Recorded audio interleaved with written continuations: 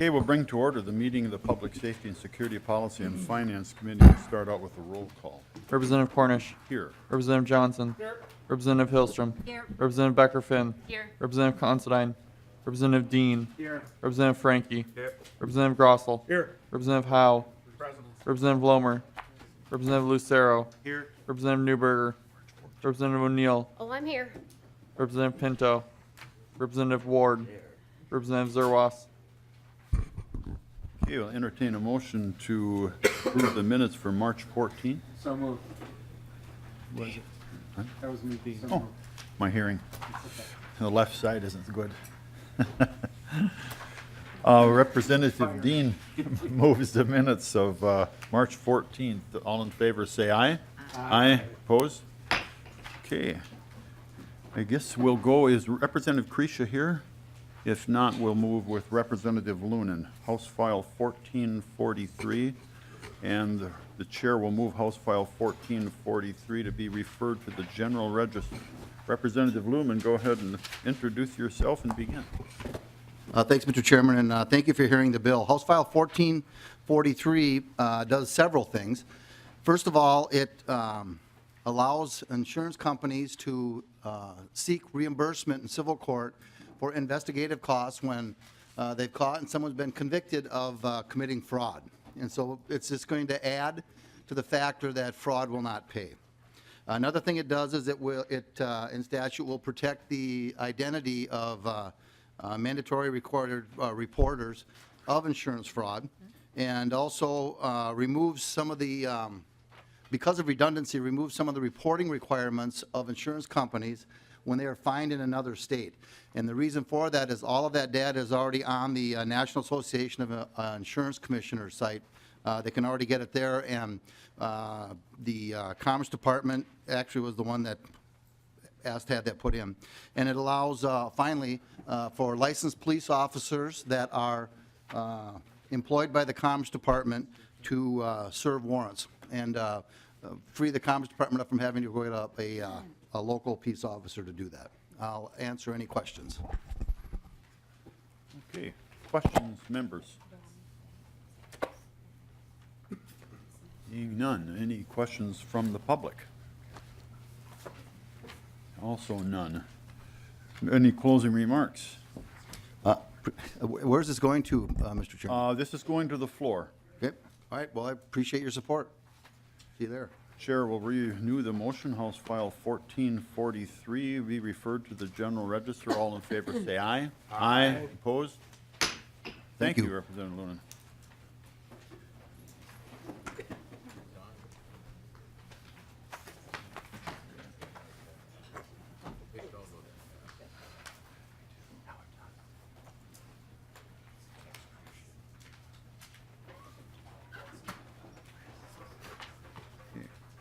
House File 2068, Representative Daniels. Oh, Representative O'Neill. We've got a couple of bills coming up, go ahead, that have to do with anti-terrorism. I just wanted to make sure that it's the chair's intention to keep the bills as anti-terrorism bill. There's been some move in the past to take this name out and put some fancy language in it, but the intent of the bill, when it says an anti-terrorism bill, that is the intention. So with that, Representative O'Neill, go ahead with your bill. Well, thank you, Mr. Chair and members. And so since my brother is out sick today, I'm going to present the bill. So this is a new one for me. I've never had to do that for him. But he'd appreciate your prayers because he's not doing well. So to the bill. So this is an extension of a grant. It's a $250,000 grant. The grant's already in place right now, but it runs out in June. And it is to combat some terrorism. So with that, I'm going to turn it over to my testifier to let you know what they've done with previous grant money and what they intend to do with the grant money that if they were allotted more. Thank you, Sir, Representative if you O'Neill. could give your name and title and begin, sir. Good morning, Mr. Chair and members of the committee. My name is Andy Boland, and I am the Faribault Police Chief. I appreciate your time this morning. I was asked by Representative Daniels to come and discuss this because we were one of two communities that was awarded this grant last year. Our grant funding runs out in June. To give you some brief background on this grant, I was told initially that 5 agencies started the grant process in last year. A couple of them dropped out because they couldn't meet the deadline.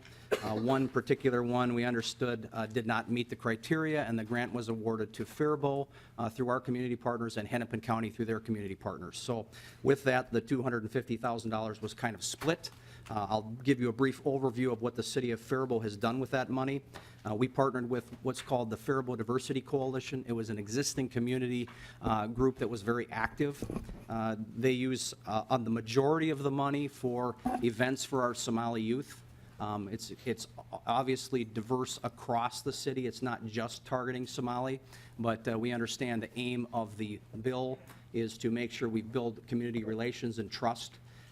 It's been a good program for us. I've got a Somali officer that's been very active with this grant. He's makes regular daily visits to the mosque when he's working there, working with the elders. We've got a great relationship with our Somali community in the city of Faribault. The grant has been used in the majority for getting kids together for events where officers, whether they're playing basketball, doing a ropes course at Shattuck St. Mary's, playing soccer. They put events together where they bring kids to the Twins games, United Soccer games. While these things are going on, they've also used some of the funding for English as a second language. We believe in law enforcement and with our community partners, that's important that the adults of these youth understand English so they know what their kids are up to and they can have a relationship and understand what they're doing in English. The grant has been successful for us. Again, it runs through June of this year. I can tell you that our population in our city is about 11 to 15% Somali. When this grant first came out, respectfully with the chair, there was some heat that we took because of the name of the bill. Obviously, whatever the committee wants to pursue, that's fine. I did get a call this morning from a Minneapolis police sergeant who also said there's some concern about the name of the bill. My opinion on it, it does the same thing, whatever we call it. It's building connections with these youth so they trust law enforcement. We've got a positive relationship. Ultimately, I think that the work that we've done, at least in our community with this grant, has been very positive. We've got a great relationship with our mosque leaders and elders. The mosque director last Friday just brought our department a whole big batch of fresh sambusa for our officers that wolfed it down like in a couple minutes. That hasn't always happened. They did that because they appreciate the extra patrol we're given, the good relationships we have with our Somali community, and the network that we've made with these kids on these every week events. We hope the funding continues. It's been very positive in the city of Faribault. Even the people that were naysayers initially have now come to say, you know what, we understand the benefits of this. It's not a spy program. It's a way to build relationships. So ultimately, as the chief law enforcement in my community, if something's going on in the Somali community, whether it's local criminal activity or some outside influence, we want to have a relationship so these folks feel trusting and contact us and share that with us because ultimately we have the same goal, keeping our kids safe. And, Chief, I agree with you. We don't want to target any group specifically when we do these things, but the whole reason these grants were brought about in the last couple of years was to fight terrorism. Now, how we do that in the number of programs of outreach is fine with me. I think it's a good idea. So, Representative Howe.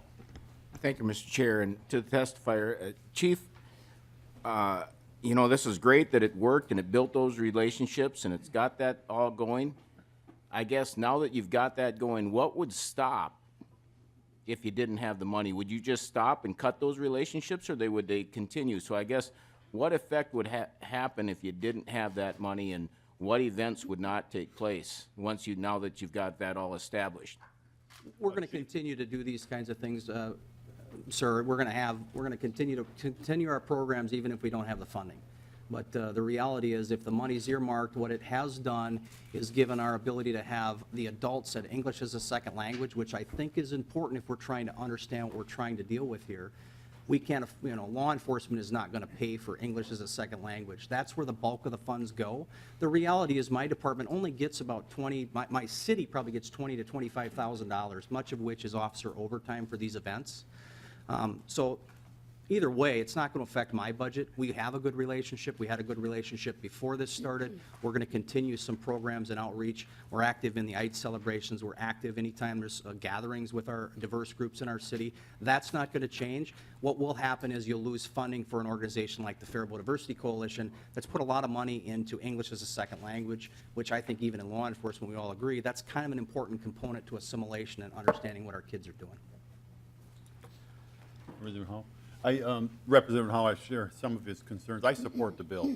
It's just that how far are we going to take this into the outreach, and what programs are going to qualify, and what do they have to do with the original intent? So far, I think we've given a lot of flexibility on the types of programs that are described. So, Representative Ward. Thank you, Mr. Chair, and to the testifier. Thank you for your work on this, and it is relationships that are going to make all the difference. So I have a couple of questions, though. One is that ESL is generally taught, adult English language skills are taught through community ed, through the education department. So I'm wondering what is happening in your community in that regard, because that would be a way to continue that. The other question that I have is about, now, my background in relationship building and that sort of thing says that what you're doing is the right thing, but is there any data to show that this is the best way to do this, to build these relationships? Are there other alternatives? Or is there anybody keeping track of these things so that we're knowing that the money is actually going where it should be? Chief Boland? Yes, Mr. Chair and members of the committee, we do track it obviously through the OJP grant on what's being spent. Again, the large majority of the money is being spent with our community partner that deals with all the diverse groups in town. As far as if we're tracking, if we're having an effect, the reality is we've got a good relationship with our Somali community. I know as a police chief, if I'm looking for somebody who's committed a violent crime in our Somali community, I feel that I can contact our mosque director, who's a friend of mine, and the elders that we've worked with to say, you know what, this is who we want to have a conversation with as law enforcement. I think those relationships take time to build up. With the Somali community in general, it's difficult when a lot of our immigrant population is coming from refugee camps where law enforcement's not looked at very favorably. So for us to have any kind of positive spin, to be able to work with these kids, whether it's playing basketball or just talking to them where they live, it's been a good relationship. We're not going to stop that, whether there's grant funding or not. The ESL thing, the thing that's unique about it is they're taking the parents of these kids to learn English while we're spending time with the youth with other activities. So it's been a good combination. So if it continues, we will continue to apply for it. But going back to the other question, if it doesn't continue, we're not going to stop our relationships with our Somali community. They're good, and we hope to keep them strong. Just, Go ahead, Representative Ward. thank you, Mr. Chair. So is there any data collection? Any data collection and analysis on numbers of incidents, numbers of engagements, positive and negative, anything that you're tracking to evaluate? Yes, ma'am. Through our quarterly reports into OJP, we're tracking how many adults are at ESL, how many kids we're meeting. In general, we're meeting between 20 and 40 kids every Friday night at our basketball court.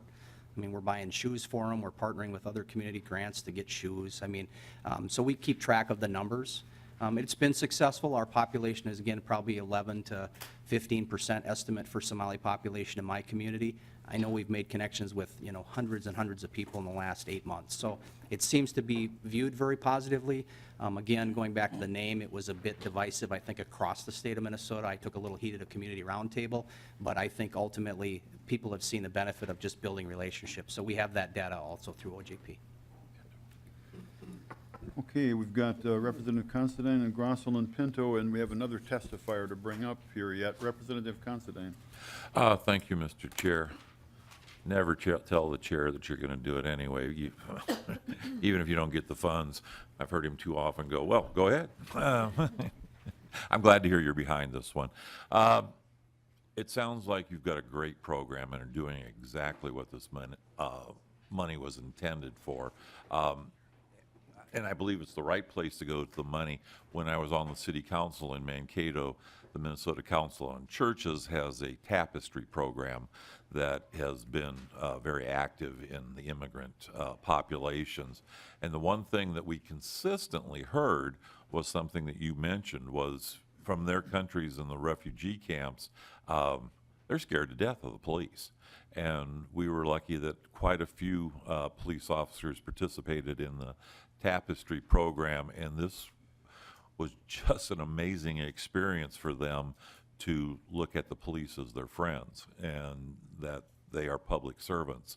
Yeah, it almost brought tears to my eyes when one after another of them got up, and that would be the first thing they would talk about, was building relationships with the police that they had never had before. So you're doing great work. Representative O'Neill, Representative Daniels be open to the idea of maybe just changing the name to Building Good Citizens Grant, or Solid American Citizens, or something along those lines, as the title rather than anti-terrorism? Representative O'Neill. Thank you, Mr. Chair. Thank you, Representative Considine. So I really shouldn't speak for my brother, but I think that would be really up to the committee and the chair to decide what to name it. And I think he stated that at the beginning, what his intentions were. Okay, Representative Grossel, and then Representative Pinto, and then I'd like to bring Julianne Ortman up from the county. Okay, this is for the chief there. In respect to anti-terrorism recruitment into these terrorist organizations, how successful has this program been in stopping this? And has there been any cooperation from these communities in preventing this type of recruitment? Chief Cornell. Sir, I can't give you specific data on what we may have stopped. I can tell you that I have had private conversations with our MOS director, laying out rules and talking about how we don't want people recruiting our youth in our community. He's on the same page, and as a matter of fact, he's got a kind of a written guideline posted in the mosque that says, this is what we do not want to see in these walls, which has to do with recruitment and terrorism. So to me, that's a positive message. You know, what we've prevented, I don't know that I can speak today on that. I know my Somali officer that spends regular daily visits at the mosque with the folks at the mosque is in conversation with them about things that are going on in our community. Are there people that we're concerned about? Are there people that are talking to our youth? I know he has had those conversations. Okay, Representative Grossel. Thank you, Mr. Chair. And it'd be nice to see something, if you do have anything like that, it'd be nice to see if we are having an effect on this type of activity. Because if we're going to keep pouring money into things, I'm all about making sure that we have a good relationship with the community, being a former law enforcement officer myself. But we still have a job to do.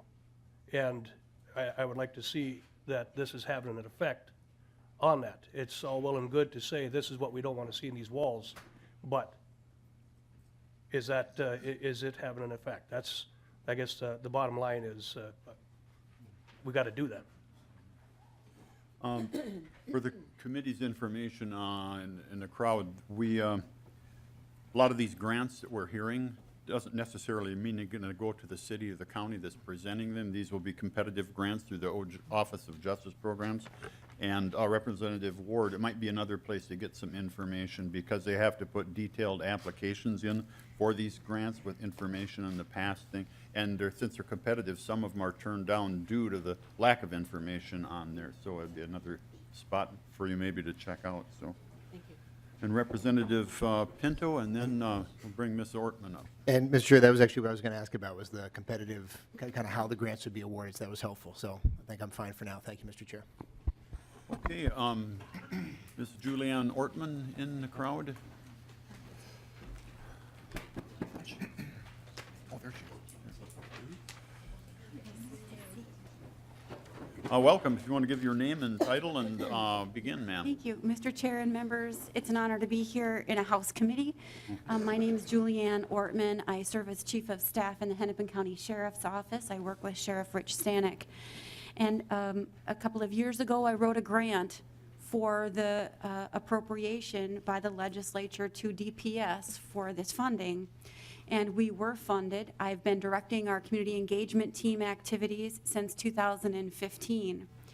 The community engagement team in the Hennepin County Sheriff's Office was formed in 2011 following some of the recruitment from al-Shabaab in Somalia. But our community engagement team is much broader than outreach to one community, and these threats are not about one ethnic group. The threat of violence or extremism is not about one religious group or ethnic group, as I've said. So we have had a very broad outreach effort. We have as many as 11 people in our agency that engage through our community engagement team, from the sheriff at the very top all the way to civilian liaisons, sworn officers, and then some leaders in the agency in the management capacity and supervisory. In 2000, and I think it was 16, I wrote this grant to supplement what we do. We would not be doing the programming that we do without this funding. What we did is we applied for a grant for what we call the Women for Peace workshops. We came to realize that moms don't want their children to engage in drugs. They don't want them to get involved in violence. They don't want their kids involved in terrorism. They don't want them joining gangs. And we came to realize that moms in the communities are really good allies for public safety. So as a result, we partnered with the Voice of East African Women with the funds available in this grant. I believe the director is here and will testify to you later about her program. But as a result of this grant, we partnered with Voice of East African Women. We hired a contractor who was a Somali refugee. We partnered with the community organization to reach additional clientele that we would never have otherwise reached as a law enforcement agency. We have our contacts. We all know who we work with regularly, but we wanted to reach deeper into the community and find folks that really needed to learn more about being members of a county, members of being new Americans, what that means. And so we tried to identify as many as 40 women that could come to workshops in Minneapolis, a 2-day workshop. What happened was we ended up with 93 women that came to our workshop just last month. They came for 2 days. We had a social services panel that taught about what Hennepin County services might have available for folks. We had a law enforcement panel. The U.S. Attorney was there. The FBI representative, Sheriff Stanek, was there. We had a very important speaker named Decca Hassan. She is part of what's called the Parents for Peace organization. Decca is the mother of one of the recently convicted would-be terrorists from our federal courts. She came to speak to the other mothers and the other women in her community about her experience and what happened in her family. We had internet safety presentations, and then on the side we had childcare available for children up to age 10, and we had a youth summit for the kids 11 to 18. We brought in our explorers, we brought in police officers. They learned about internet safety. We all talked about what happens on a smartphone and about recruiting from overseas. So we talked about the things that I think really need to be discussed. And as I've said, we could not have done this programming without the grant that was available to us through DPS and OJP. We're very pleased with the result. We have done evaluations. The women participated in developing evaluations. With the funding available, we are repeating the program in Eden Prairie in May. So we'll do an additional set of 2-day workshops structured just on the same curriculum, and we'll do them out in Eden Prairie. But the funding ends in June. I think there is a huge demand for this information. We conducted these workshops completely in Somali. We had English translators for people like me, and we really tried to help acclimate folks and help them understand what it means to be here in the United States and to be influential in their families and to be partners with public safety. Okay, thank you. Any questions from the members? And Chief Bullen and Sheriff Stanek, we thank you both for your participation in your work in this. If no questions, any public testimony? Okay, any closing remarks? Representative O'Neill. Well, thank you, Mr. Chair, and I thank you for continuing to hear this bill, even though my Representative Daniels, my brother, was sick. And so I really hope that you do fund this and move it forward. I thank you for your support. Thank you very much, Representative O'Neill. And with that, we'll lay House File 2068 over for possible inclusion. Representative Krisha, House File 1702.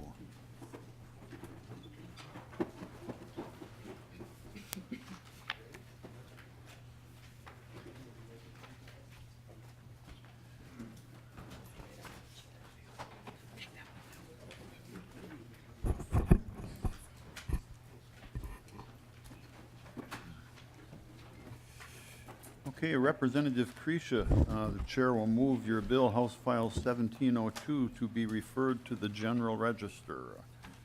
Go ahead, Representative Krisha, however you would choose. Thank you, Mr. Chair, members. A couple of you have heard this bill. The bill in and of itself is just a bill change for notice and waiver requirements for children over the age of 10 or who turn 10 in the juvenile court proceedings so that we make sure that they have access to legal counsel. I'm going to leave it at that. You're going to hear a pretty compelling story in a second. And before we go into that story, there's lots of little things that come up in life. And one of the things in a number of bills that I've carried lately, you get a chance to hear about different normals. And I was standing in the back of the room just 2 seconds ago, and my testifier here, who has way more courage than I do, put her head on her grandmother's shoulder. And I'm going to leave it at that. And I'm going to let you go into your testifying, because that's as far as I can go. Okay, if you would like to introduce yourself and begin. Thank you. Mr. Chair and members of the committee. Mr. Chair and members of the committee, my name is McKenna. I would like to talk about my life with you today and why it is so important to me that foster kids have an attorney available to them. Us kids have opinions. It is our lives that are being neglected and abused. At least that's how it was for us. I am one of 5 kids in my family and the second oldest. I am 12 years old and I have been in the system for as long as I can remember. My grandma told me there were 17 cases on us since 2006, and 11 of them were in Swift County within 4 years when my dad had us. My parents were mentally sick and drug addicts. My mom was unable to take care of us and left us 6 years ago. The court ordered her not to see us until we are 18, but that is very hard for us. My dad tried to take care of us but failed horribly. When we took care of us, we were starved and he physically and mentally abused us. He gave us nasty clothing. I even had to scrape dog doo-doo off our clothing so that we would have something to wear for school. I would find whatever I could to help feed my sisters and brother. A restaurant down the street knew our situation and helped us eat at least 1 time a week. And we would sneak canned goods from my dad and bring them up to our rooms and open them with butcher knives. Social workers and our guardian ad litem never listened to us. We always were sent back to live with him. I was never informed before I met my grandparents that I was allowed an attorney, or that someone could have been there to listen to me. One thing that is also important for people like yourselves to know is that I and my brother and sisters were too afraid of him to speak up in front of him. We knew if we did, he would hurt us. Never ever let a child be interviewed in front of their parents. See, in April 2014, on my brother's 11th birthday, we met our grandfather and fiance for the first time. Meeting Grandpa and Grandma Kathy was good because in September we were once taken out of the home, and put into foster care. My grandpa and Grandma Kathy went to court to help us. They became our foster parents after 6 months of being with other foster parents. They fought hard for us so that we could have a good future. During our stay with our grandparents, we had to visit Dad at his house when we didn't want to, even for a week at a time, and it was horrible. I remember he even yelled at us about a missing brush that he had lost and blamed us for it. He punched and hit me and my siblings many times. We were fed maggot cookies, were yelled at, ate on the floor with a box for a table, with our dog's doo-doo on the floor. The social workers would come and tell him to feed us because he wouldn't unless we told him to. They told him to. We had to see my dad naked. We survived this too because we were used to it. They still wanted to send us home even after the maggot cookies and yelling in the gross, dirty house. I kept wondering why would they send us back. My grandma and grandpa asked our guardian ad litem, social worker, and county attorney for an attorney for us, but they didn't listen. I asked for one after I was explained by my grandparents what one was and what they would do for me, and was not granted one until, well, what really saved us was that my brother and sisters and I wrote a letter to the judge telling him all we have been through and what we wanted. We were finally appointed an attorney. Things changed then. They finally listened. I have been punched, starved, and neglected, and I don't want anyone else to go through what we did. I think the laws need to change. The people that make those laws, like yourselves, need to hear us kids who are the ones who are going through this stuff. So please talk to kids like me and ask them what they need. I wish I could have had parents that could have been normal, but they weren't. And so for us, the best thing in the whole world was to have a new home to go to, which our attorney helped us get. My grandma and grandpa saved our lives. But what about all those other kids that have no one to help them and listen to them? Who should tell them they are allowed an attorney? Kids don't know this and might be too scared to ask. If kids are allowed an attorney, someone should tell them about that. One more thing. The court had ordered us that we had to see our dad 8 hours a month, but we refused to go, which has worked out because he has not contacted us since.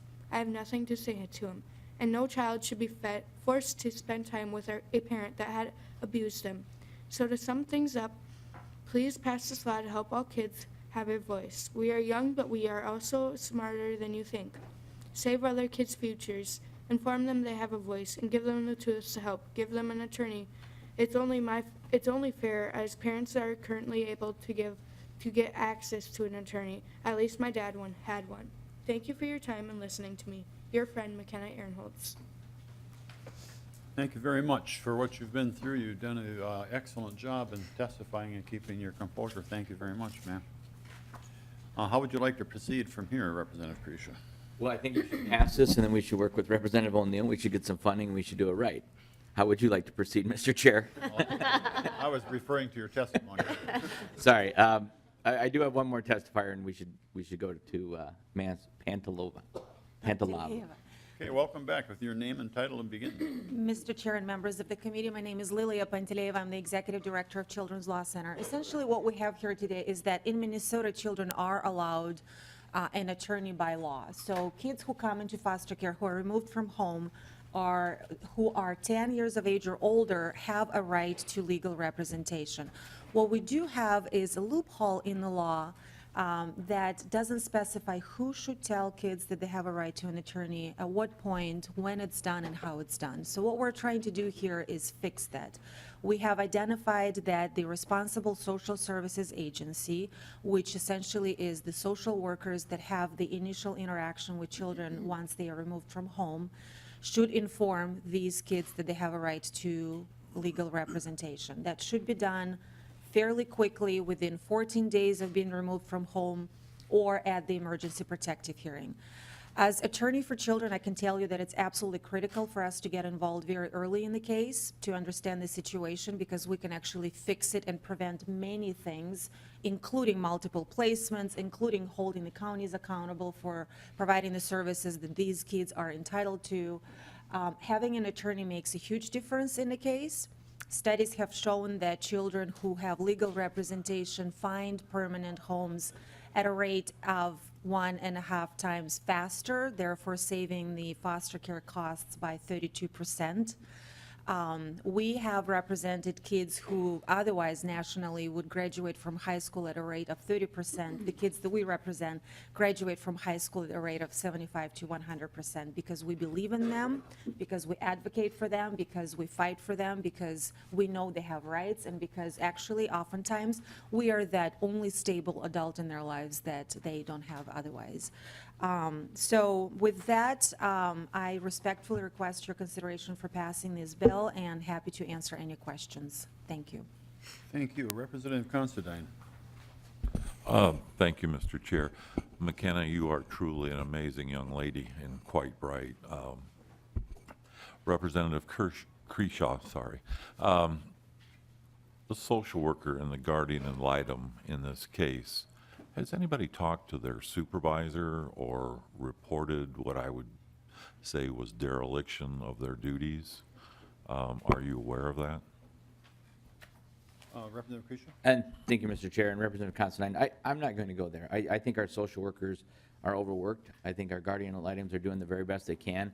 We just need to keep putting the pressure on to let them know. What I'm not hearing a dereliction. What I'm hearing is a very stressed situation, a very stressed system. And you will never, ever hear me say that we should come down harder on our social workers. We need to find more resources for them. We need to find more openings in this system, and that's what I'm here for. I mean, in the case of that we hear with Michaela and the many, many other ones, these are good people trying to do the very best they can in difficult situations, and kids that are coming through the pipeline, they just don't have the resources. And that's where I think we have to just keep putting the pressure on from the top. We're going to have to find some funding, and frankly, I should have 134 members signed on to this in Representative O'Neill's bill. Representative Considine. Thank you, Mr. Chair.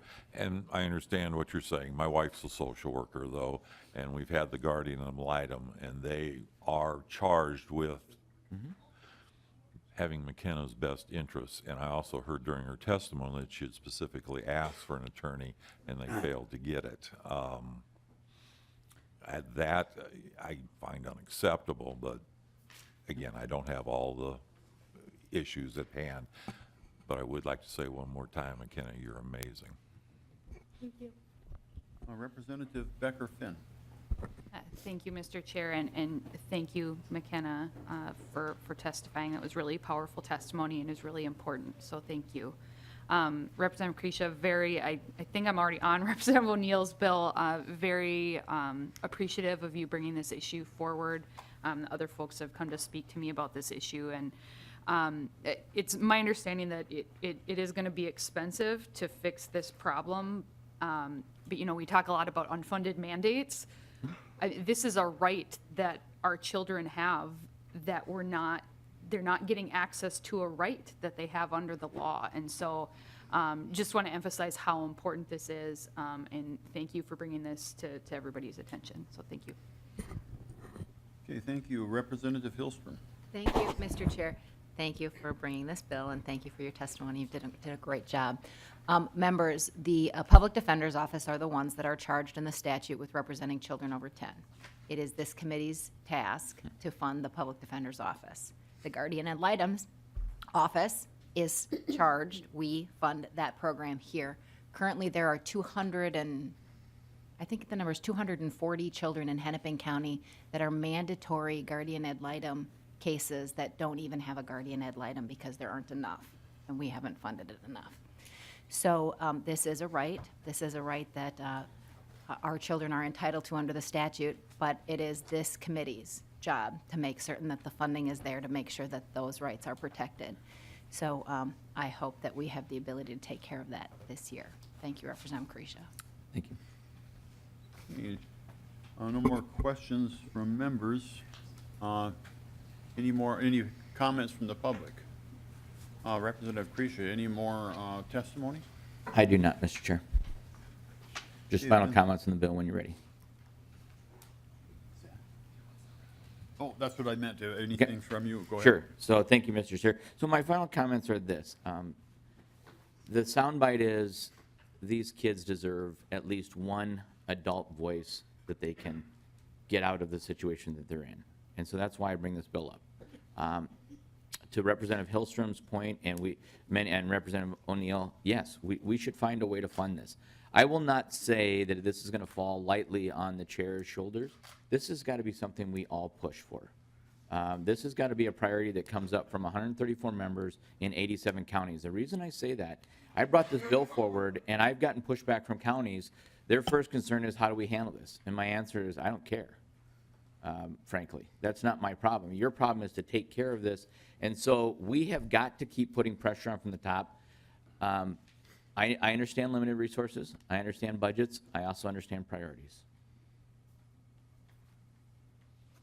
Okay. With that, the chair will move House File 1702 to the, referred to the General Register. All in favor, say aye. Aye. Opposed? Thank you very much for your testimony. Thank you, Mr. Chair, members. Representative Tice, House File 1932. Chair will move House File 1932 for possible inclusion in the omnibus bill laid over.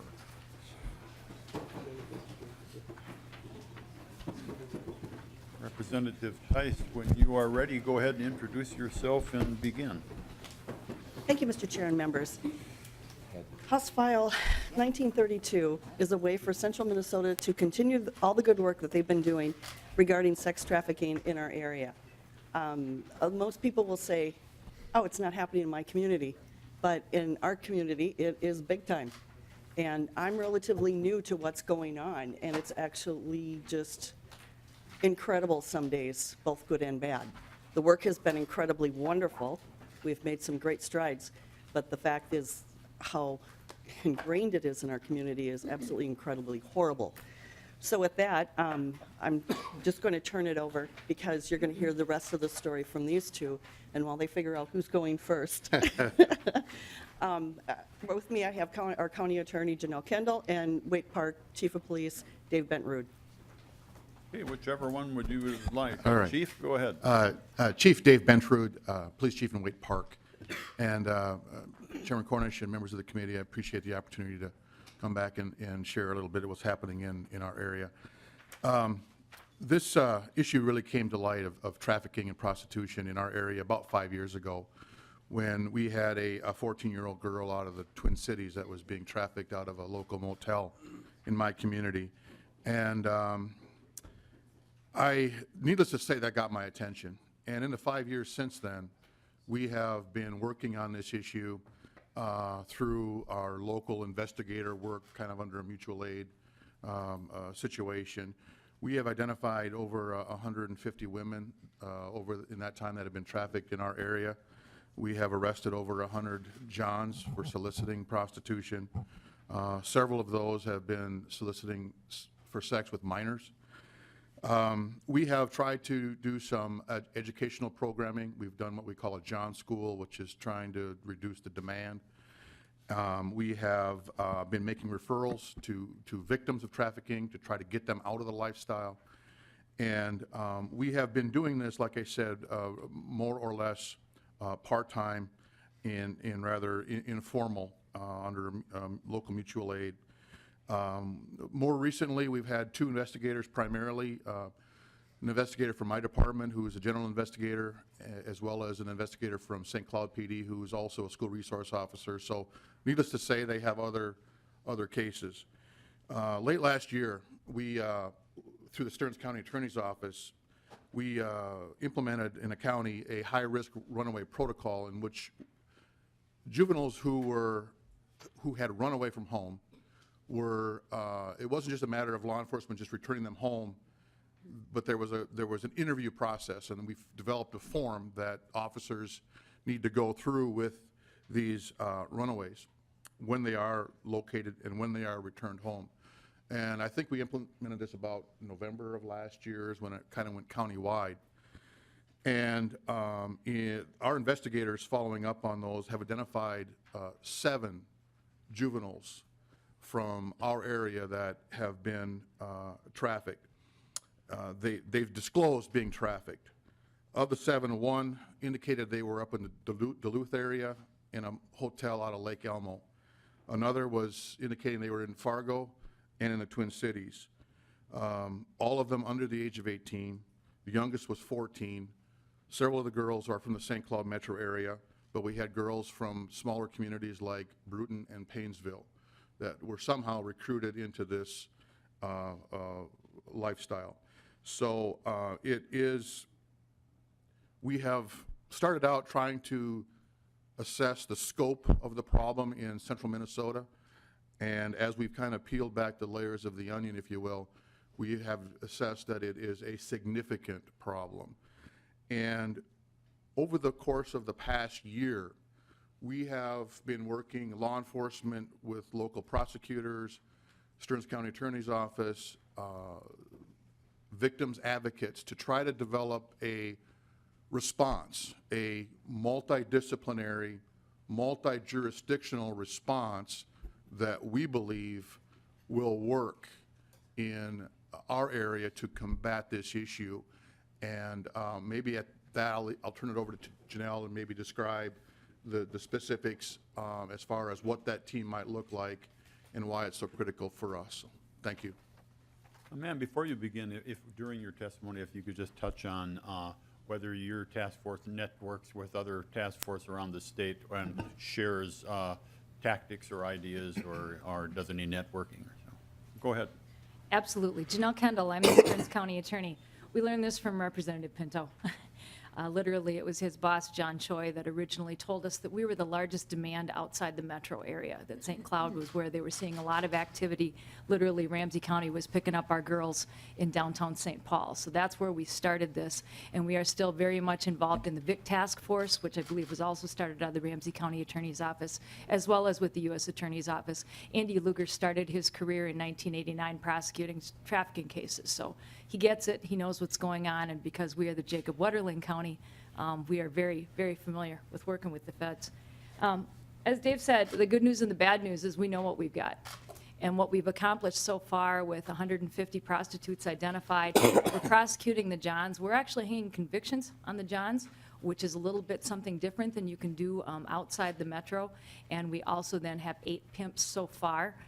27 years was our record on the conviction because these guys are one-man crime waves. They're selling drugs out of one hand and they're selling women out of the other, and this is going on a regular basis. What we could do with this funding in a pilot project in Stearns County is use what we already know. We know we have a problem, but we want to report directly back to this committee. I don't mean having, nice conversations on the side and treatment speak. Let's talk about what's really going on here. Okay, we know how many Johns we have just scratching the surface. This has been shooting fish in a barrel so far. What we need to do is get beyond the obvious things. We know we have 150 women that are being sold in our town right now in every hotel and motel. Now it's out into the apartment buildings. Now it's out into the private dwellings. Now it's out into other places. So we need the resources to find that. But we also know from our expertise in domestic violence, we are a federal mentor court, again, used to working with the feds and with statewide type of organizations. And what we do in domestic violence cases, we send advocates out with the cops. Heard some questions on some other bills here this morning about the idea of people being afraid to talk to the cops. Yeah, the prostitutes are real afraid to talk to the cops. Absolutely they are. And we've been before this committee on one other bill that's before you to take a look at what we should do with that. But what we do is we send sexual assault advocates out with the cops so that she can have a confidential conversation with that advocate and say, what's going to happen to me if I turn on my pimp? Because as Representative Pinto knows, we need these women to testify. This isn't like domestic violence where we can get a really good investigation and rock and roll without a victim. I need her to testify to get a 13-year and a 27-year sentence. So how we're going about that is we're using our expertise in multi-jurisdictional prosecutions and work to send advocates out with the cops, and that's what this funding would allow us to do. We also have a legal aid attorney that works with the victims, because from his jail cell, we know in domestic violence cases, he can get her evicted from her house, sell her car, and shut off her cell phone. So all the different ways that she has to get out of this life, that ain't gonna happen if we just prosecute him and hope for the best. There's two sides of this. Plus, you've got what's going on with these Johns and actually hanging convictions on them. So what we're looking at is a chance to do a pilot project and report back directly to this committee and say, here's what works, here's what doesn't work, here's the 3 parts of this that we need to take on, and absolutely, when you get a big nasty one, you said that one to the feds, we have a record of doing that out of Stearns County. But beyond that, what we're seeing from our community is beyond anything I've seen before. The St. Cloud Times did a public forum on this. Over 100 people showed up, including one of the traffickers, who happens to be the only female trafficker that we have charged so far. She's pending sentencing right now, and she came up to say, you know, if somebody had been doing this when I was 12, I wouldn't be where I am today. So these are one-person crime waves. It's a 3-faceted part, not only with the traffickers and with the prostitutes, but also with the Johns. And we would like the opportunity, Mr. Chairman, to report back to you on what can be done, literally down to how many hours of investigation are we putting in, who exactly are we sending out there. Again, we have a history in this in the Federal Domestic Violence Mentor Court to collect data and prove what we're doing. We're not going on hope as an effective management strategy. We would like the funds to be able to really take a crack at what can be done here and then show what can be done in areas both inside the metro, but specifically outside the metro. Ma'am, how well is this tracked statewide? I've got a complaint from one of my sex trafficking task force that these folks are getting a slap on the wrist, and sometimes there's multiple charges involved, not in drugs and other things, weapons. In your experience, are the other charges highlighted and the sex trafficking dropped off, or are serious enough sentences being given to the, or has the judges had a opportunity yet to see what's right and what's wrong about the length of the sentence? You know, right now, we're getting better sentences on the trafficking than we are on the drugs. And that's literally where we've cleaned up a number of the drug dealers who are selling drugs over here. That's what they come in with, is the criminal history on the drug crimes, but they're also selling people, and we get better sentences on those. So right now, in Stearns County anyway, we're holding out for that. I think, as Representative Pinto could tell you, people are just starting to kind of get the memo on this. We didn't know until we were told we needed to start looking for this in our community, that it was really there. And once we did, the sentences are hefty. The Guidelines Commission has got those ranked up there pretty high. If I can get people to testify, we can do pretty well on those. What we're seeing, probably the biggest difference in statewide, is what's happening with the Johns. And I think that goes to part of your 87 different counties, what it is that people in our community want to see done. The St. Cloud Times saw fit to put all their pictures in the paper. That probably wouldn't happen everywhere. And that's one of those things that in the process of the pilot project, we would report back to you on, is what are the options on that? It might be a local problem then. Representative Howe, and followed by Representative Dean. Well, thank you, Mr. Chair, and I'm, you know, I live in the area, so and actually work day to day with Chief Bentrude, so understand the situation quite a bit, but I also know that, I guess my question would be is, I also know that there's young boys been involved also, and would this pilot project include that, or are we just gonna concentrate on the female end of the trafficking, not on the male end of the trafficking, and how is that all gonna be included, I guess would be my question. Yes, we are aware of, we had one charge recently for soliciting sex with a male, a juvenile male. So absolutely, you know, if it's, whether it's a male victim or a female victim, we will go after them with equal zeal if we're able to. The juveniles are harder to find, and the males are, it's tougher to get those reports. I think you probably heard us talk about here before, a 15-year-old boy who was in the suicide ward at the St. Cloud Hospital is how we found out about that one, out of the city of Cold Spring. He had 6 adult male customers regularly in the city of Cold Spring, and it's just harder for him to report. So that was how it all came out. Absolutely, we're looking for those. They're harder to find. Representative Howe. And I think that's the important piece to know here, is that that's why I'm in real support of this, because I think that's gonna, that kind of a pilot project and that type of information coming back could help us statewide figure out on how to get to the whole problem. And I do believe that the other piece of that is, you know, and how I got involved in this in my line of work was tracking down and going to the house where that 14-year-old got tracked to, and so that the hotel piece of this, there's a lot of other pieces of this puzzle that we need to all put together, so thank you. Okay, we have 4 people here with questions. Representative Dean. Thank you, Mr. Chair, and Representative Howe, you are going to shorten my questions, so thank you.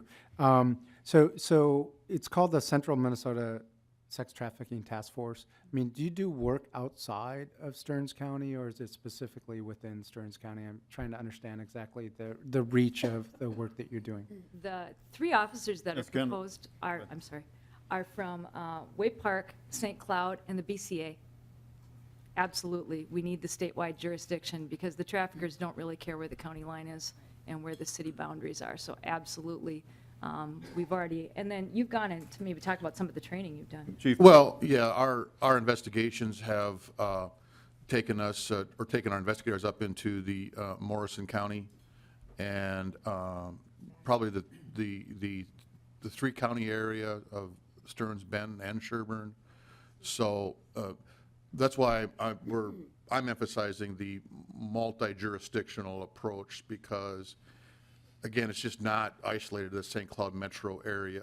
The traffickers live in different areas, and we've had cases down into the metro area, as well as some of the smaller towns around us. So the multi-jurisdictional piece is really critical for us to be able to effectively address this issue. Okay, Representative Pinto. Thank you, Mr. Chair, and many thanks to the county attorney and the chief for, you were before the committee before and pushing this, and then certainly your leadership. And just, this is an issue in central Minnesota, as it is the whole state, and you all have just done amazing work. I have just a little bit of concern, I guess. So to remind folks on the committee, we, last term with the leadership of the chair, we had the first ever state funding to support law enforcement investigations, local investigations, and those were grants that went through Office of Justice programs. So kind of a parallel process from the grants regarding countering extremism that we heard from Faribault earlier. And there were more applicants than there's funding. And so I guess one concern I have, and again, not in any way a knock on the amazing work being done here, but I'm a little bit of a concern just knowing that there is great work done around the state as well. So we had $800,000 last year, and I think $250,000 the fiscal year before that. And so just wondering about your thoughts regarding that, kind of designating particular area versus maybe perhaps beefing up the grants that would go to law enforcement agencies in other parts of the state as well, because there were more agencies who applied than were able to be funded. So any thoughts about that? Again, recognizing, as I say, the great work you all are doing, so not in any way criticizing that. Chief Bolin. Well, we've looked at and applied for different grants to try to get this off the ground, and haven't had a lot of success. Some of the federal grants don't really allow for a lot of customization that needs to be. You're kind of restricted as to how you operate under those grants. We've applied for federal grant, or state grants that we did not get. And I guess what I like about what we're trying to do here is I think that we, over the course of the last year, like I said, talking with law enforcement officers, advocates, prosecutors, we have come up with a model that we believe will be effective, and we're very open to being held accountable for performance. But we have developed a plan that we think is somewhat customized to the issues of central Minnesota, but I also believe could be replicated to other parts of the state, greater Minnesota. And I think we can be an example for that. And so I guess I'm, having been through the grant process and swung and missed a few times, if we could get this funded and show the results that we've had, again, working informally, that this is something that could be replicated. We could be a model for other parts of the state, like I said, and I think, to me, that's a better way to go than trying to fit a program into grant parameters that just, it's kind of, sometimes it's like a square peg in a round hole kind of thing. And I think what we're asking for is what we believe to be an effective model for our area to combat a very serious problem. And so there's some customization in this bill, I guess, that allows us to be more effective. If I may, it's bang for the buck. Mr. Kendall. As you know, there are people across the state who still don't think this is going on. Heck, if you'd asked us 5 years ago, we'd have said, really, in St. Cloud? We're shovel ready? We're going to do this whether we get the funding or not, but if you want to really know what's going on and dig down and report back to you, you can literally tell us what to count. Whereas the chief said the two federal grants right now were too big because we aren't completely rural. We're kind of that sweet spot and big enough to have some experience and some depth, but small enough to still be able to turn the ship on a dime if we need to. But we recognize that there are a lot of places that just aren't getting this. And when we've been able to call Granite Falls and Baxter and say, hey, we got one of you girls down here, can we talk about this? We're in a good location to be able to go out from there. And as the chief said, to give you something to work with so that as you do grant funding down the line, you can say, here's what we want you to do and here's how we want you to do it. Give you a little expertise to work off of, and we're willing to report directly back to you. We fear that not. People have said, holy cow, you're going to go straight back to the committee? Yeah, I want to know. What do you want to know? That's what we're for. Representative, Representative Pinto, we've got to get going here, but go ahead. Okay, I'll be real quick, Mr. Chair. So just Chief and the county attorney as well, I think that what you've described in terms of what you're trying to do, I think fits very much with the grants that have been, with the structure that with previous sex trafficking grants in terms of being very customized and trying a number of things around the state. In fact, actually, they were kind of pitched as pilot projects that first year. I think the problem is just it sounds like just hasn't been quite enough money, because you're all doing amazing work, and I suspect it just sort of didn't quite make the cutoff. So, Mr. Chair, I'll be done then, but just to say, it may be that if some of this funding were expanded that pool, that could probably do that. And then because we already have an infrastructure in place that's doing this kind of work around the state, experimenting, trying different things, and getting money out, that might, and reporting back, providing some information back, that might make a lot of sense. Thank you, Mr. Chair. Okay, and Representative Ward, but Chief, just you don't have to answer, but just make sure that you do a good job of PRing what you're doing there in the county, because down in southern Minnesota, their task force, every time you turn around, they've got another ad on the TV and KEYC, what they've been doing, and I asked them for some links, and they sent me a whole mess of links to all their TV pieces, radio commercials, everything like this. So that's a good idea to keep that in the forefront. So you get support, and you can put that in with your application.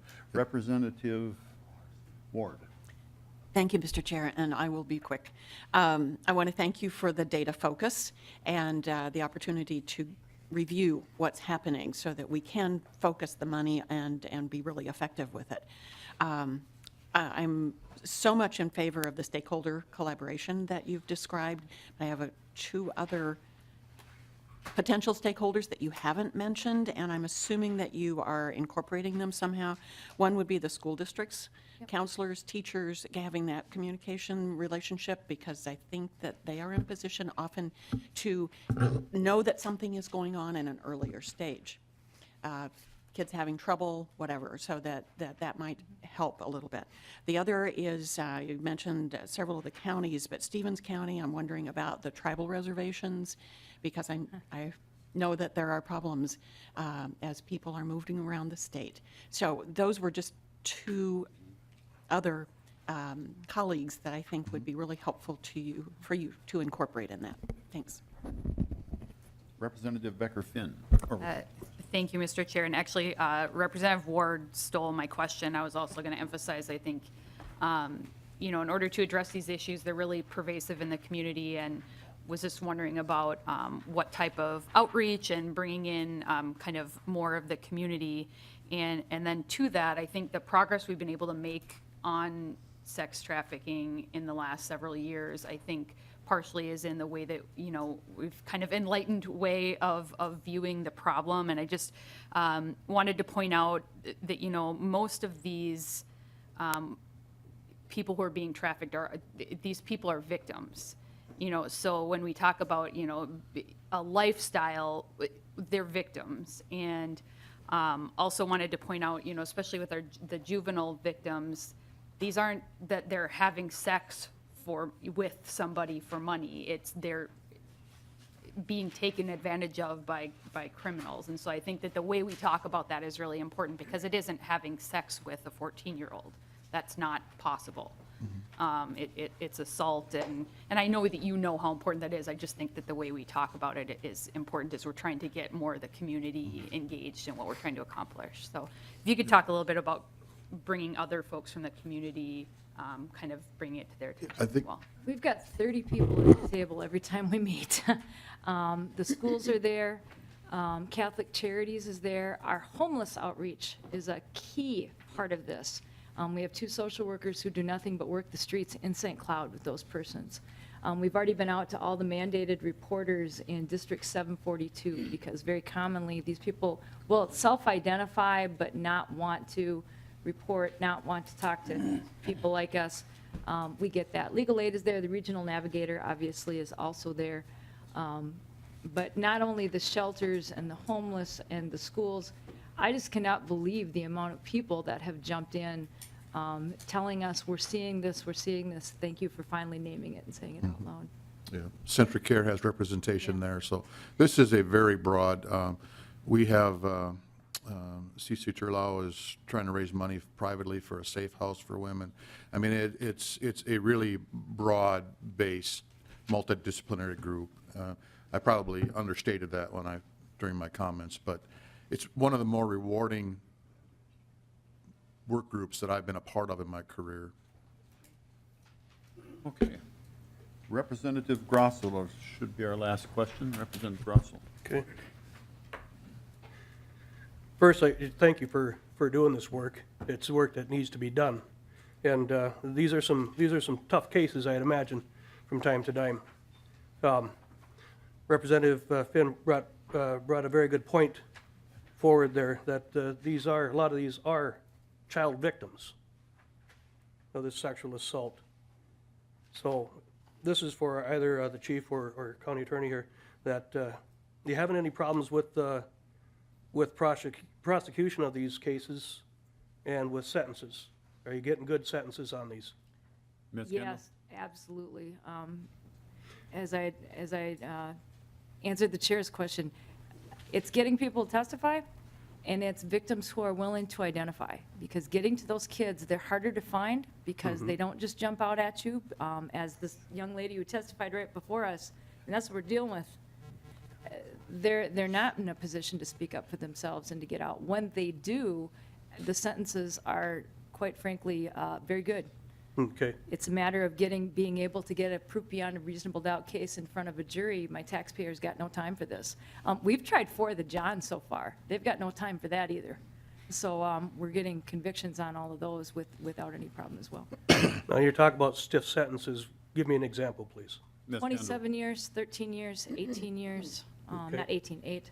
27's our record so far. He's got the record. He's got a 40. Second highest now. Yeah, years with an S. But that's because they have criminal history scores. Right out of the chute, coming in without a criminal history score, I think is a 48-month commit. But that's not who we're catching when we're doing this with the resources we have now. We're dealing with the people who have criminal histories, and then we get a nice, healthy chunk off the top of that. Representative Grossel, any follow-up? Again, for first timers, it's been 48 months commit. I think Ms. it is, Kendall? we haven't had one. We haven't had one that comes to us without a felony criminal history score so far. Okay. All right, just wanted to see what kind of, so prosecutors and judges are willing to go after these types of crimes then. We are. Good. Okay. Good, thank you. Any more questions? Any questions from the public? If none, any closing comments, Representative Tice? Thank you, Mr. Chair and members. I appreciate your support. Okay, with that, the chair will move House File 1932, a layover for possible inclusion in the omnibus bill. Thank you very much for both of you. Thank you very much. Thank you. Representative Clark, House File 2017. Shit, man. Representative Clark, House File 2017.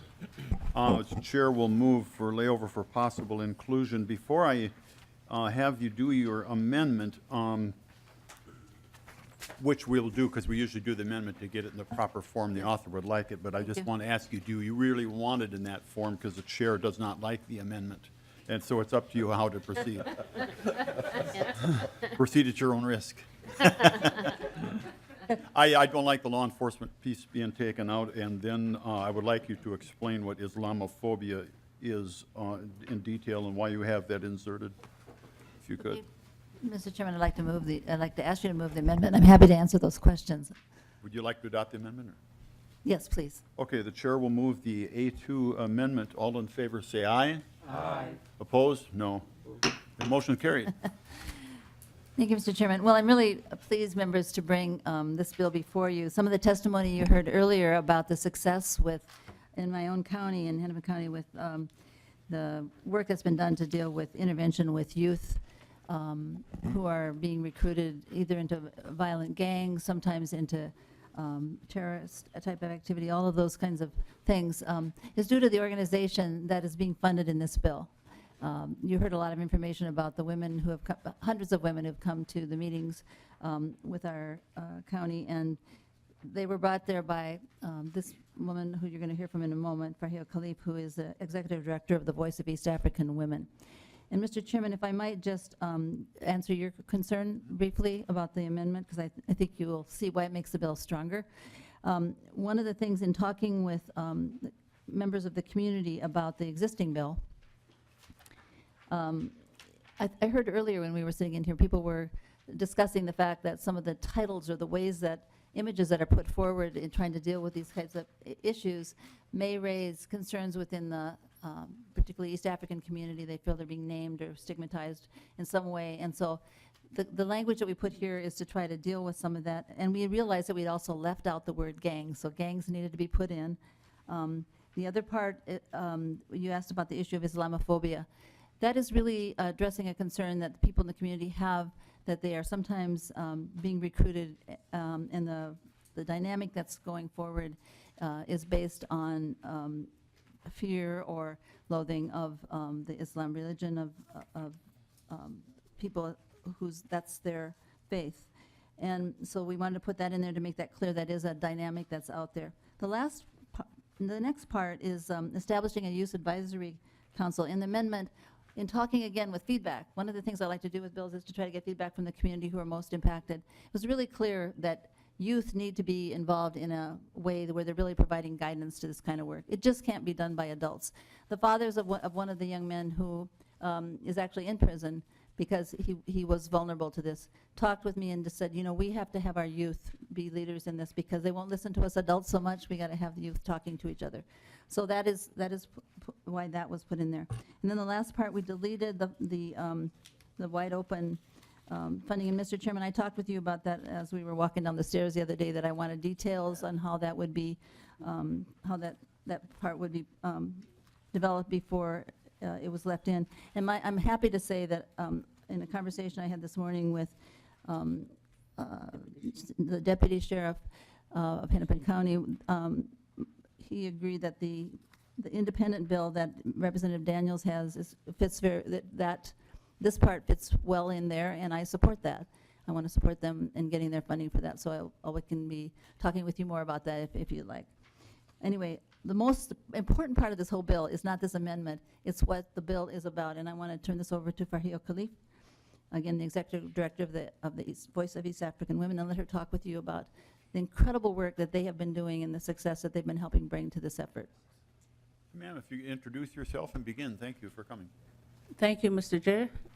Thank you, members. My name is Farhia Khalif. I am the Executive Director of Voice of East African Women. And the reason I'm here today is to ask for your support. Like Representative Clark mentioned, and I really want to say thank you, Representative, for your support and hearing our voice and always coming stepping up and supporting us.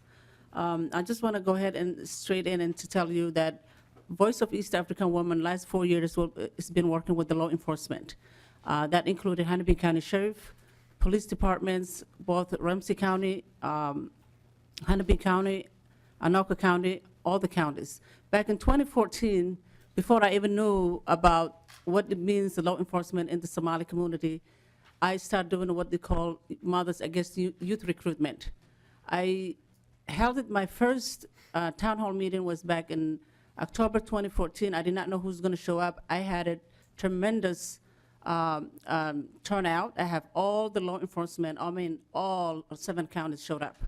And this was the need. This was what the mothers wanted to talk about it. And we didn't know who was recruited and where was being recruited.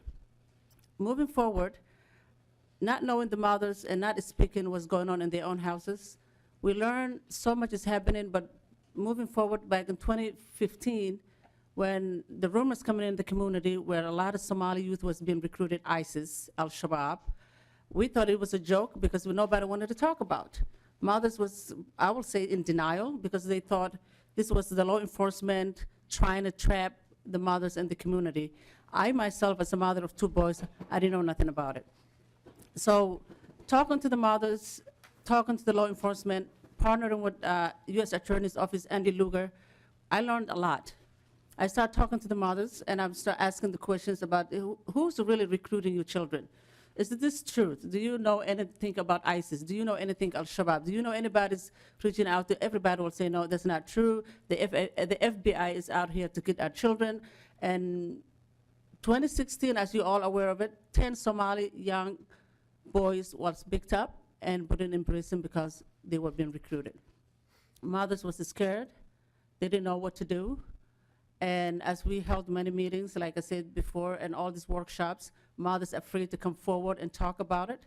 And sometime and back in August 25th, one of the workshops we held, the Governor Mark Dayton showed up at the meeting, and he sat there and listened to see what's happening. The Islamophobia is real in our community, where children are confused, where they don't know what culture they belong to. Are they American? Are they the Somali community? Where terrorist organizations like ISIS in Syria have easily can recruit any child in his own bedroom, his own living rooms, and mothers are not aware of it.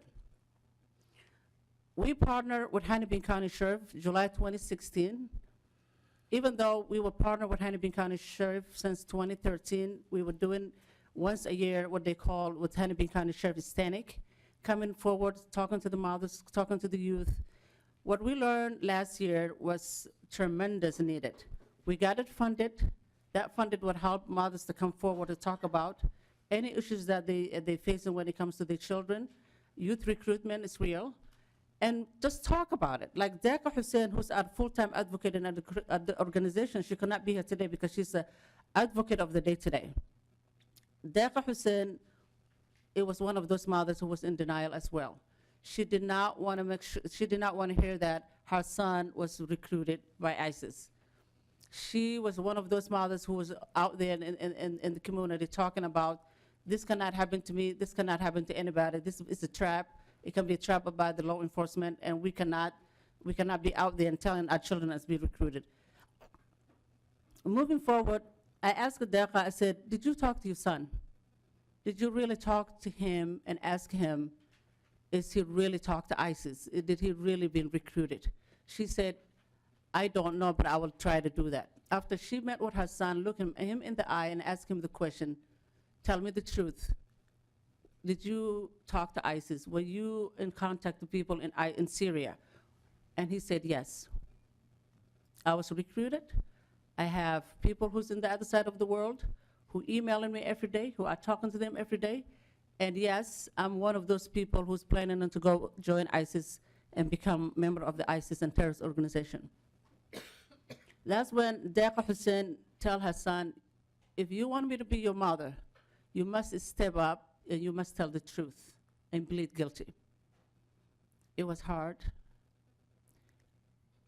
And Abdurrazak Warsame, as you all know, stepped up and he told the truth and he pleaded guilty and he said, I was recruited and yes, I was gonna go fight for ISIS, including killing Americans.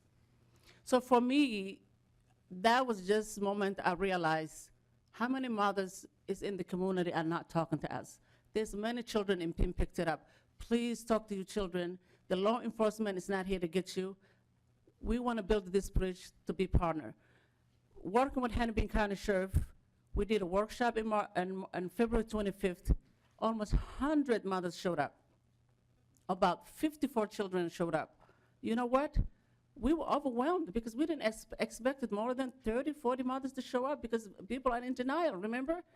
And then me and Julianne Ortman, who you heard earlier, who we partnered this funding, who's going to end in June 2017, we did another workshop in March 4th, where Sheriff Stanek, U.S. Attorney Andy Lugar, the FBI Kale, a lot of people, law enforcement showed up in the room. Guess what? Another over 120 people, all of them 100% mothers showed up. We have videos, we have pictures to show up, and Stanek, Sheriff Stanek, who supports greatly in our organization, sees this as an opportunity for us not to be fear each other, the law enforcement not understanding what the community is going through, and the community not believing that the law enforcement is here to get you children, but this bridge has to be built, this bridge has to be crossed. This funding will help to continue our work. This workshop is going to end in June, but what does that mean? I'm here today to ask you, this is just the beginning, seeing all this mother coming up, because you know what? When we started 4 years ago, all of these mothers coming up, all of these children showing up, all of this in denial is happening, all this youth recruitment is taking place. Guess what I learned? Today I can sit in front of you and tell you, yes, it's real. ISIS is real. Recruitment is real. Terror is real. And my goal is to continue working with the law enforcement, and I'm grateful for the support of Hennepin County Sheriff Stanek. And I'm just here to say, please support this bill, because you know what? I want to advocate for the mothers and children. Okay, Ms. Khalid, I'm not trying to be negative here, but you mentioned law enforcement, how they showed up, and you mentioned law enforcement, Sheriff Stanek, numerous times, but yet you want to cut law enforcement out of the bill. And also, I don't know if it's the best strategy to tell the kids just to watch out for violent people. Violent people can be a gang. I don't think you should diminish or minimize the word terrorism. I think that should be talked about. I think you should scare the heck out of these kids, what they could face from a recruitment of terrorism. I don't like the term watered down. And then one other thing is, there's a lot of programs you suggest here in your prevention strategies, but they have to do with music, art, theater, dance, play, bullying, domestic abuse, interfamily violence, culturally appropriate individual family counseling, focus on communication, interpersonal relationships with the family. So the terms like that, we're wondering, where do we tip the scale? We don't want to finance a bunch of people playing basketball or teen centers if it isn't directly related to the reduction in recruitment of terrorism. So how far do we stretch the limits, and how many outreach programs we're going to go out to? And so that's just some of the concerns that I have. That Mr. Chairman, thank you. I will say you are right, you are correct. I'm one of those people who's in the community, sees, because I'm on the ground. When you're on the ground and fighting, you see everything when you're out there, right? So I see mothers' need. I see, when we did this workshop with the sheriff, and March 4th and February 25th, and we're going to be doing one in May, because I just want to remind you, May 26th will be Ramadan coming in early this year. We are moving forward and to start our programs. What I see was children first time coming together with their mothers in the room.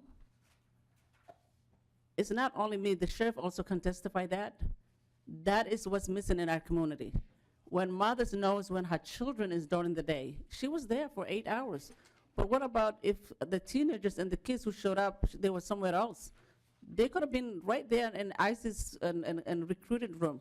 So these programs you're talking about is part of, for us just to directing them, for the organization is a family service at the end of the day. So we will have these programs where mothers can sign up and have this, continuing law enforcement to partner with us, where we're building this relationship. So when you say art, music, it's 30 years old boy. You know what? This is not a girl. Girls are culturally shocked. She's been sex trafficked. You don't talk about it. Our community, we don't talk about a lot of things. We don't talk about domestic abuse. We don't talk about youth recruitment. We don't talk about all the things is real, but we talk about behind the doors. So that's why I believe having them to, it's the end of the day, it's about the mother. When she knows there's a program she can sign up for her son or her daughter, that's what is going to come in to help. The law enforcement is something that we built, it, and I believe it's helping us tremendously, where we understand the community shall not be afraid the law enforcement, because you know what? They might doing something to help you, because if your son or your daughter was not picked up by the FBI, it would have been crossed over in a series, and they would be first to be dead because they are recruited. And sometimes, you're all aware of it, some of the people who has been recruited in Minnesota, they already been killed. So my goal is to advocate, to tell the mothers, we will work with the law enforcement, yes, but we also will have these programs where you can sign up. So the relationship has to cross the bridge, where we need both sides, and we need that. Okay, thank you very much. Representative Newberger. Thank you, Mr. Chair. I'll be really quick, being mindful of the time and our workload here. To the testifier, ma'am, thank you for your testimony. Two very brief questions. If you could just give me a short answer, that would be great. Number one, maybe to Representative Clark, is this new funding or is this continued funding for a program that already exists? Continue. Representative Clark? Thank you, Mr. Chairman. The Voice of East African Women is an existing organization that has some funding, but what we're doing here is expanding that funding and specifically for this intervention activities. And I just want to point out, maybe in a little bit response to what the chairman mentioned too, if you look on page 2, line 2.26, we do include collaboration with numerous organizations, including law enforcement. That's not taken out. The only thing that's not in here, well, I can say that in the end, I guess, is we're supporting it being in another separate bill. And Representative Newberger. Thank you, Mr. Chair. And then a very quick follow-up question then to the testifier. Are you a paid staff member or are you paid to work? Are you compensated for being involved in this program? Ms. Gleed? Thank you, Mr. Chair. Representative Newberger, I'm the Executive Director of Voice of East African Women. I work daily directly with the mothers and the children. So you are paid? Yes, sir. Right, thank you. Okay, thank you. Representative Considine. Thank you, Mr. Chair. We have an opportunity to have the mothers of the people that we are trying to prevent from being recruited help us. I can't imagine a better resource than that.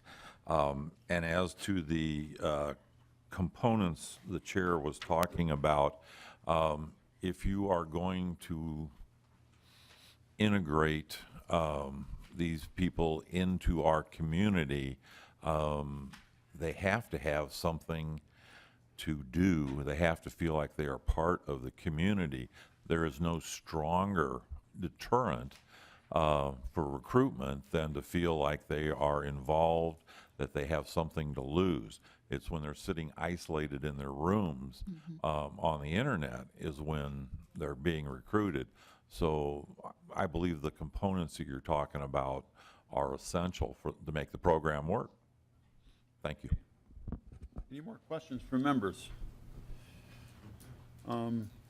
We don't really have time for more testimony. We give you like a few seconds. Go ahead. Thank you, Mr. Chairman. I just want to mention that this bill also will be included Greater Minnesota. Like we going to be going in register, Mankato, St. Cloud, Wilmer. All of those are being already in the middle of schedule and town hall meetings. It will start after Ramadan and Mankato, and then we'll go to register. We already been there in St. Cloud. So this will be, the reason I was saying that I'm on the ground every day because it helped me learn what's happening dynamically, the Twin Cities, so this we can expand all around the state of Minnesota. It will not be only here. Thank you, Mr. Chairman. And I don't have a big problem with the bill.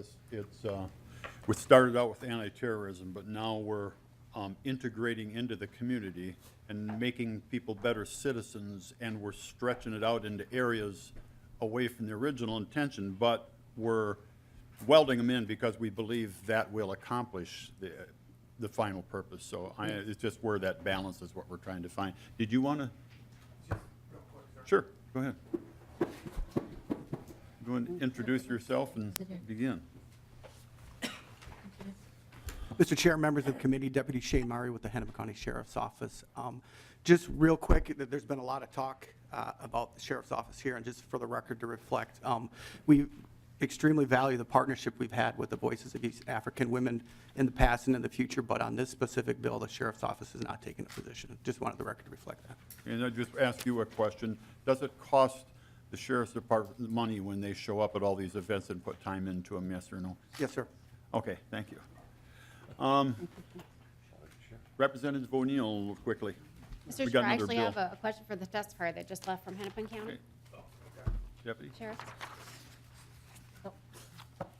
Just really quickly, I just wanted to hear, in the amendment, we actually deleted a $500,000 appropriation for 2018, specifically for the Commissioner of Public Safety for grants for local governments. to identify populations that are at risk. And so would that have been money that you could have used had it stayed in and not been deleted out? Deputy? Madam Chair, Representative O'Neill, yes, but I think it goes a lot to House File 2068. It's the same language. It's all built around that grant from DPS, OJP, down to local law enforcement agencies. That's covered in House File 2068. Thank you. What's your official title? I shouldn't just call you deputy. Deputy Shane Myrie, and I do intergovernmental relations for the Sheriff's Office. Okay, thank you very much. Okay. Any closing comments, Representative Clark? You got another bill up and. Yeah, thank you, Mr. Chairman, and I appreciate your having a chance to present this to you. And I just, again, Representative O'Neill, as the Deputy Sheriff just pointed out, House File 2068, we support that. That's a separate bill, and it's a standalone bill for the funding that we've been discussing earlier, and that's why this is not in that language is not in this bill anymore, it's in that bill. Mr. Chairman and members, I just want to say, this is quite a significant day for Farhio Khalif and for this effort. You heard earlier about issues that are going on with domestic violence and trafficking, and I just want to tell you that this honorable person today celebrates the opening of the very first in the whole country shelter for domestic violence and trafficking victims in the East African community. A soft opening, and I think you all have a chance to be invited to it too. So I just want you to know you have a person before you and an organization represented here that is of such high quality. It has reached into the depth of the families in a way that none other has happened, as far as I can tell. And particularly with the Youth Advisory Council that's in this bill, I think we can really look forward to some progress. And I just want to thank you for considering this legislation and working with us on it today. Thank you. Fahil did a good job, and she's a friend of mine, so. Yes. Thank you, Mr. Chairman. Thank you very much, and with that, we'll lay over House File 2017 for possible inclusion in the omnibus bill. Thank you, Representative Clark. Thank you. Thank you, Mr. Chairman. Thank you, members. You bet.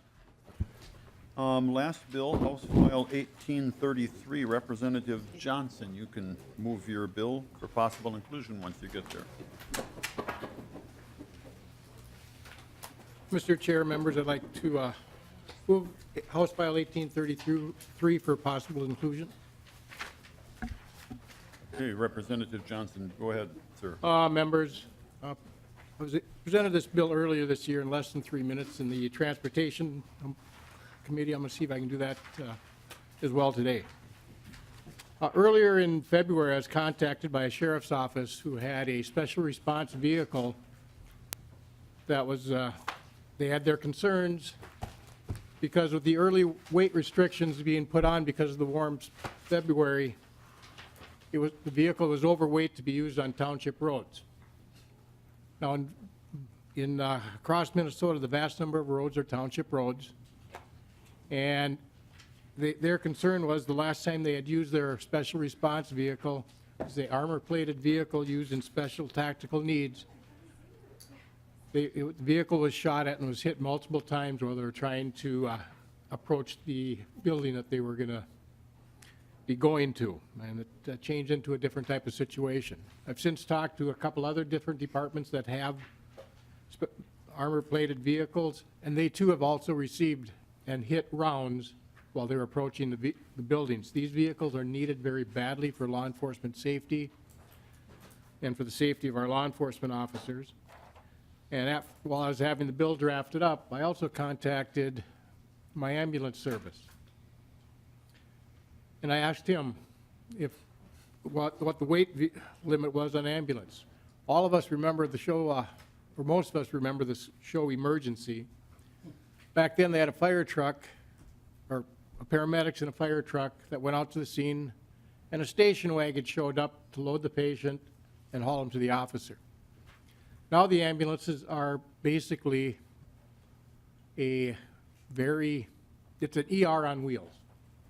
They have a lot of equipment in there. When I talked to my ambulance director, he told me, officially, we're just under the weight limit. Unofficially, we're way over. We need these vehicles to get to the people's houses. It's important that we get there. Is law enforcement going to stop anybody from an ambulance from going to a house? Absolutely not. But the situation is, if they're responding and they end up being in some type of motor vehicle accident, whether it's their fault or not, if there's serious injury and reconstruction is done, which it more than likely will be, that's where it's going to come into play, and the ambulance is going to be held liable for any injuries, whether it was their fault or not, because they were not supposed to be on that road. And this bill deals the same way as fire trucks, which are already exempt on these roads, allows them to respond when needed. I have talked to the counties and the Minnesota Association of Townships, and they have no problem with this bill. Hey, Representative Johnson, I think Representative Newberger might have been thinking the same thing as I did, that the ambulance are gonna have to have an eject button. If they say MnDOT coming with the scales, they just get underweight real quick.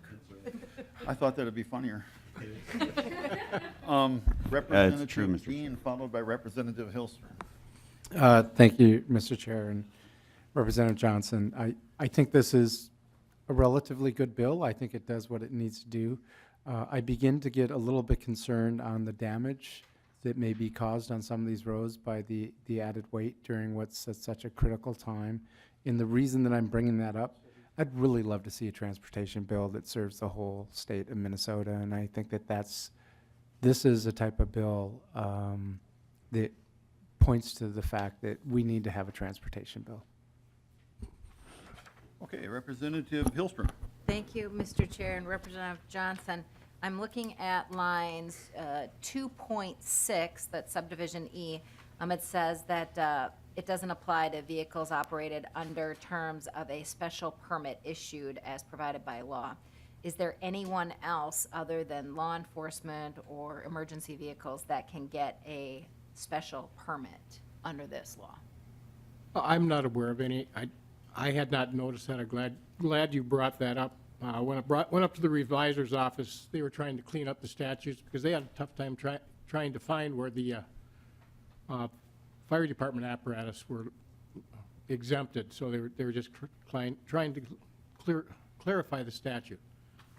And then, I'm not sure if there is any other types when that's going on, because in road construction or anything else like that, they get their equipment to the scene or to the area before those road restrictions come in. Mr. Chair? Yes.